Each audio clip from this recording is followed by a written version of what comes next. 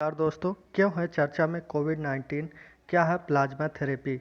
आइए इस पर कुछ जान लेते हैं। भारत में भी कोविड-19 महामारी से लड़ने के लिए प्लाज्मा थेरेपी को लेकर हो रहे कई बड़े दावे।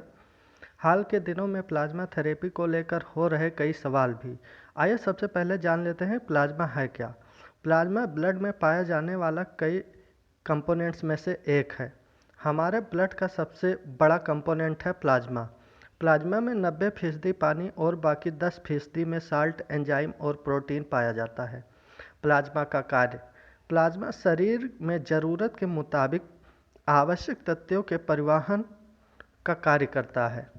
शरीर में वायरस, विषाणु या संक्रमण के हमले को रोकने के लिए प्लाज्मा बनाता है एंटीबॉडी। ऐसा मान लें, एंटीबॉडी क्या होता है? जैसे हमारे शरीर में कटने, फटने या रक्तस्राव का थक्का बनाने का कार्य करता है। आइए जान लेते हैं प्लाज्मा थेरेपी क्या है, कोरोना में कैसे इससे मदद मिल सकती है।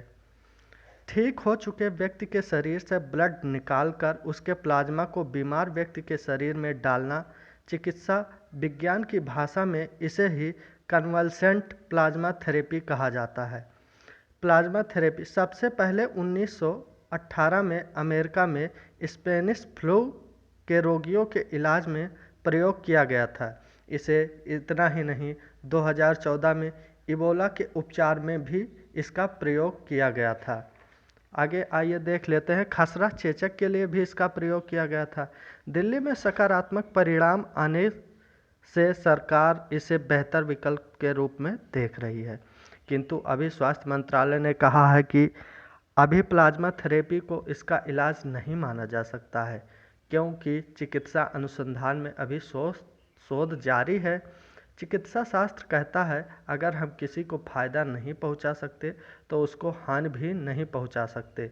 जैसा कि इसमें होता क्या है, जैसे मान लीजिए जो व्यक्ति ठीक हो चुका है कोरोना से, उसके प्लाज्मा को निकाल कर किसी कोरोना से रोगी जो है उसकी क्षमता नहीं है रोगों से लड़ने के लिए, तो उसका इम्यून सिस्टम कमज़ोर है, तो उसमें यह प्लाज्मा डाल दिया जाता है जिससे उसकी क्षमता हो सकती है बढ़ जाए। लेकिन इसकी कुछ समस्याएं भी हैं, जैसे आइए देख लेते हैं, क्योंकि इसके बारे में अभी तक पर्याप्त आंकड़ा भी नहीं है।